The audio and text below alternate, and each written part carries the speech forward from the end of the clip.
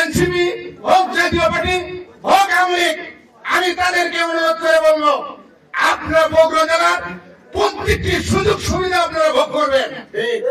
এই ঋণ পরিশোধ করার জন্য আপনাদের ভোটও ধানের শীষে দিতে হবে না আমাদের, কারণ আপনারা এই বগুড়া জেলার বসবাস করেন। প্রত্যেকটি রাস্তাঘাট, শিক্ষা প্রতিষ্ঠান সব জায়গায় থেকে আপনারা সুযোগ সুবিধা পাবেন। কাজে আপনাদের ভোটের আমাদের আমরা দাবি না, আমাদেরকে আপনাদের ভোটও দিতে হবে এই ধানের শীষে।